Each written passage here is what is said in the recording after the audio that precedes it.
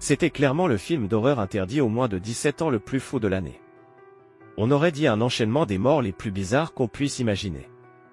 Certains disaient même que c'était une version améliorée de Destination Finale. L'histoire commence en 1999. Un homme nommé Petit Chelurne débarque dans une boutique d'antiquités, couvert de sang, l'arme du crime à la main. Sauf que ce n'est ni un couteau ni un flingue, mais un petit singe en jouet, tout mignon en apparence. Il affirme que le singe est un démon.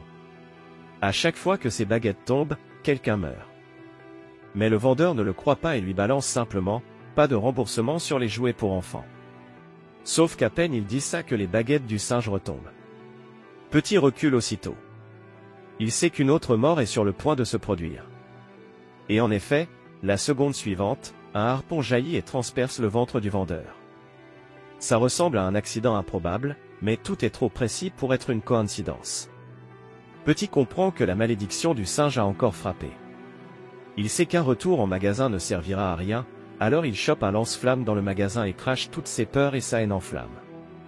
Le visage du singe fond sous la chaleur, devenant encore plus sinistre et déformé. Mais ce que Petit ignore, c'est que, pour le singe, ce n'est pas la fin. C'est une renaissance par le feu.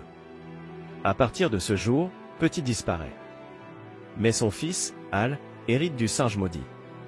Sauf qu'Hal n'est pas seul, il a un frère jumeau, Bill. Un jour, Hal et Bill fouillent dans les affaires de leur père et tombent sur une vieille boîte. Dedans, le même singe que leur père avait essayé de détruire. Bill l'attrape tout de suite, par curiosité. Hal le supplie de ne pas y toucher, mais Bill méprise toujours Hal qu'il trouve trop heureux et trop prudent, alors il l'ignore complètement. Bill tourne même la clé du singe, mais celui-ci ne fait rien au début. Il lève juste ses baguettes sans les faire retomber. Bill pense que c'est un jouet cassé et le balance à Hal, dégoûté.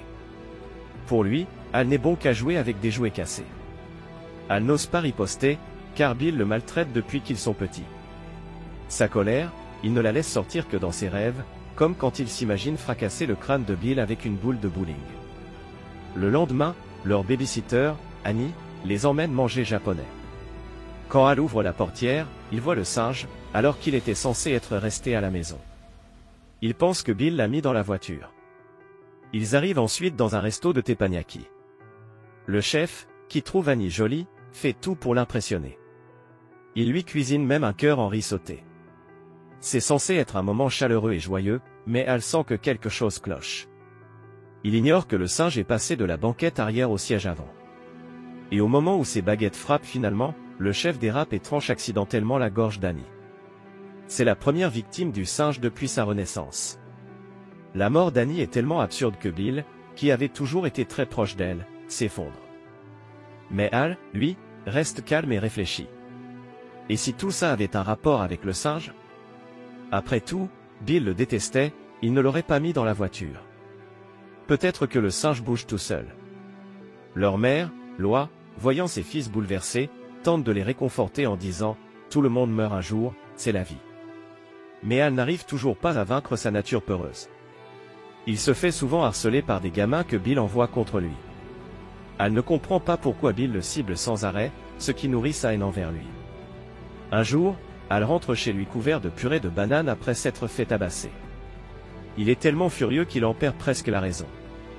En ouvrant la porte de sa chambre, il voit le singe assis sur son lit. Il n'a même pas le temps de réfléchir à comment il est encore arrivé là. À cet instant, elle n'a plus qu'une envie, se venger de Bill. Alors il fait un vœu au singe. Si tu as pu tuer Annie, est-ce que tu pourrais tuer Bill aussi? Puis il tourne la clé. Le singe lève ses baguettes et commence sa musique mortelle. C'est là que Hal regrette aussitôt. Après tout, Bill reste son frère. C'est alors que Bill rentre dans la maison, sain et sauf. Mais leur mère, Loa, s'effondre soudainement, morte sur le coup. Elle comprend alors que le singe ne tue pas de façon logique. Il tue au hasard. Le médecin dit qu'elle est morte d'un truc rarissime, un anévrisme boomerang, un truc qui n'arrive qu'à une chance sur 44 millions. Elle sait que c'est sa faute. Il a causé la mort de leur mère. À partir de ce jour, il réalise vraiment à quel point ce singe est terrifiant. Il doit absolument le détruire. Mais au moment où il abat son couteau, du sang jaillit du bras du singe. Elle n'a pas le temps de paniquer. Il découpe le singe en morceaux comme des légumes, balance les morceaux dans la benne à ordures, puis part vivre chez Tante Ida et Oncle Chip dans le Maine. Il pense que c'est enfin terminé. Mais d'une manière ou d'une autre, le singe réapparaît dans la maison de Tante Ida. Elle n'a plus aucune solution. Même s'il déteste Bill, il n'a personne d'autre à qui en parler. Il lui avoue la vérité, le singe tue vraiment des gens. Mais Bill refuse de le croire et insiste pour remonter le mécanisme, juste pour voir. Le lendemain, Oncle Chip se fait piétiner à mort par un troupeau de chevaux. Après la troisième victime du singe, Bill arrête enfin de discuter. S'ils ne peuvent pas le détruire, ils peuvent peut-être l'enfermer. Alors ils attachent le singe, le mettent dans une boîte et le balancent au fond d'un puits asséché. Et ça marche. Les 25 années suivantes passent sans aucun incident. Al réussit sa vie. Il coupe tout lien avec Bill, pour que celui-ci ne puisse plus jamais le harceler. Mais alors qu'Al pense que le singe est enfin oublié, le cauchemar recommence. En pleine nuit, Tante Ida est réveillée par une drôle de musique. Elle prend son flingue et descend vérifier. Mais elle marche sur une marche cassée. En bas, elle s'écrase face la première dans une caisse remplie d'hameçons. Avant même de pouvoir s'en dégager, elle sent une forte odeur de gaz. Elle se penche vers la cuisinière pour renifler de plus près. D'un coup, le gaz s'enflamme. Hurlante, Tante Ida court vers la porte, mais elle écrase un vase posé à l'entrée, trébuche et s'écrase de plein fouet contre un panneau en métal. Pendant ce temps, Al, toujours sans nouvelles, prépare un road trip avec son fils, peut-être. Mais la veille du départ, il fait un cauchemar terrifiant. Il rêve qu'il est allongé sur une planche à découper et que le singe est au-dessus de lui, brandissant une hache exactement comme Al l'avait fait pour le découper autrefois. Al se réveille en sursaut. Et au même moment, son téléphone sonne. Numéro inconnu. C'est Bill, son frère, avec qui il n'a plus parlé depuis plus de 10 ans. Pour ne pas réveiller peut-être, Al sort répondre. Bill lui annonce que Tante Ida est morte et qu'il pense que ça a un rapport avec le singe. Il supplie Al de revenir enquêter. Bill sait très bien que ce singe est dangereux et n'ose même pas revenir lui-même. Mais Al n'est plus le froussard d'autrefois. Il refuse catégoriquement.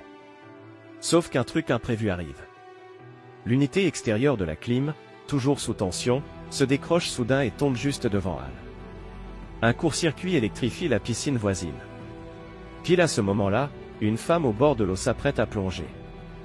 Al hurle pour l'arrêter, mais il est une seconde trop tard. De retour dans sa chambre d'hôtel, Al est incapable de se calmer. Peut-être que le singe est vraiment revenu. Alors, il saute dans sa voiture en pleine nuit et fonce vers la petite ville où vivait Tante Ida. La vendeuse, Barbara, lui ouvre la porte et discute avec lui des drôles de morts qui frappent la ville ces derniers temps. Des gens meurent chaque jour, dans des circonstances de plus en plus délirantes, Mitch McDonald décapité par une tondeuse à gazon, Bear Gerson brûlé vif par de la vapeur, Nancy Rouzy mordue par un cobra. Le nombre de morts explose. Elle comprend tout de suite que c'est le singe. Il demande à Barbara si elle a vu un singe en jouet dans la maison. Elle dit que non, mais propose de l'aider à fouiller. Peut-être qu'il est caché quelque part. Mais en ouvrant la porte du débarras, un fusil chargé tombe et tire tout seul. Barbara meurt sur le coup. Encore un accident grotesque. Elle se retrouve couvert de sang, mais il n'est plus paralysé par la peur. Il sait que ça ne sert à rien. La police arrive très vite. Même si tout semble accidentel, il demande à Al de rester en ville pour l'enquête, vu qu'il était seul avec Barbara. Al accepte à contre-cœur. Mais à peine les flics partis, le vieux téléphone fixe de Tante Ida se met à sonner. Al décroche. C'est encore Bill. Al lui avoue qu'il n'a toujours pas retrouvé le singe, mais quelque chose le travaille. Pourquoi Bill appelle-t-il le fixe de Tante Ida? Comment savait-il qu'Al était déjà en ville? Il n'y a qu'une explication possible, Bill le surveille depuis le début. Quand Al lui demande où il est, Bill raccroche immédiatement. Le téléphone n'a même pas de touche pour rappeler. Al fouille l'annuaire à la recherche du numéro de Bill, mais un autre nom attire son attention, Madame Monkey. Al sent son estomac se nouer. Il compose le numéro. Une voix familière répond. C'est Bill, mais sur un simple répondeur. Dans le message, Bill dit qu'il a retrouvé le singe et demande à ce qu'on ne le contacte plus jamais.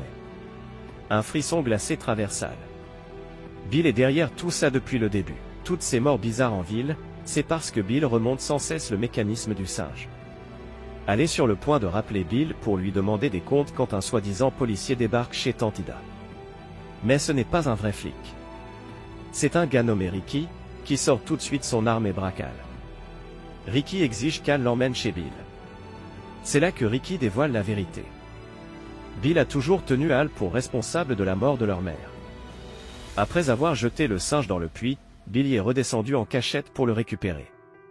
Il voulait que la malédiction du singe tue aussi Al. Mais tout ce qu'il a retrouvé, c'est la clé du mécanisme. Il n'a jamais abandonné.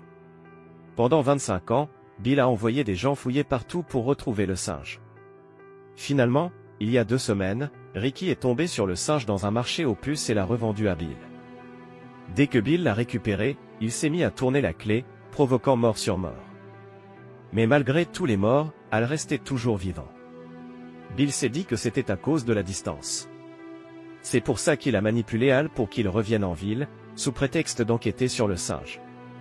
Mais devant la série d'accidents, Ricky a fini par se douter de quelque chose. Il pense que le singe est vraiment maudit. Il a voulu affronter Bill et lui réclamer le singe, mais Bill a refusé.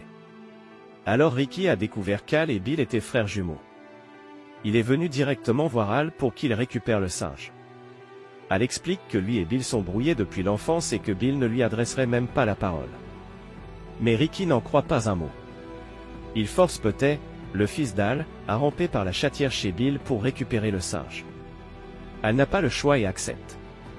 Avant que Pete parte, Al le supplie encore et encore, ne tourne surtout pas la clé dans le dos du singe. Pete promet, mais dès qu'il entre, il oublie tout. Bill l'accueille à bras ouverts comme son neveu préféré. Dès que Pete baisse sa garde, Bill prétend que le singe a l'air cassé et lui demande d'essayer de tourner la clé. Bill est persuadé que le singe tue toujours les proches de la personne qui tourne la clé. Donc si Pete le fait, ce serait parfait. Pete, totalement inconscient du danger, oublie complètement la mise en garde de son père.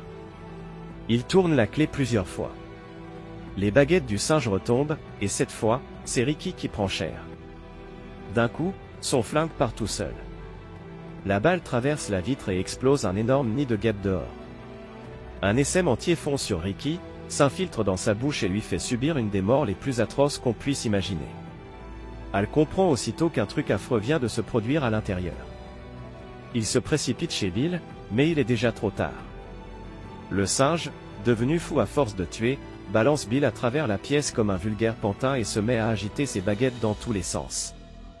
À son dernier coup, un avion s'écrase juste derrière la fenêtre. Et alors que le singe lève encore ses baguettes, le plafond s'effondre. Les passagers morts de l'avion tombent littéralement dans la maison. Le singe est devenu une machine à tuer incontrôlable, à l'image de Bill qu'il a utilisé pour semer la mort. Al hurle et attrape Bill, « Pourquoi tu fais ça? Pourquoi tu tues des gens ?» Bill craque enfin et avoue tout. Il est Al pour la mort de leur mère. Mais c'était aussi la mère d'Al. Et Al n'a jamais voulu ça. Touché par les mots de son frère, Bill finit par lâcher sa haine et lui pardonne ce qui s'est passé des années plus tôt. Mais au moment où Al croit que tout est fini, le singe abat encore ses baguettes. Un piège que Bill avait installé dans la maison se déclenche. Il fonce droit sur la tête de Bill et la fait littéralement exploser. En regardant de plus près, Al se rend compte que l'objet qui vient de tuer Bill n'est autre que la fameuse boule de bowling dont il rêvait pour écraser son frère.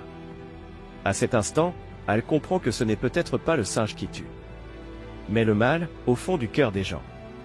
Pourtant, Al emporte quand même le singe avec lui. Car toute la ville est devenue un enfer vivant. En partant, il aperçoit un vieux cavalier sur un cheval blanc. Et dans son regard plein de tristesse, Al comprend que c'était sûrement le cavalier pâle. Après tout le boulot que lui et Bill lui ont donné, Al se dit qu'il lui doit quand même des excuses.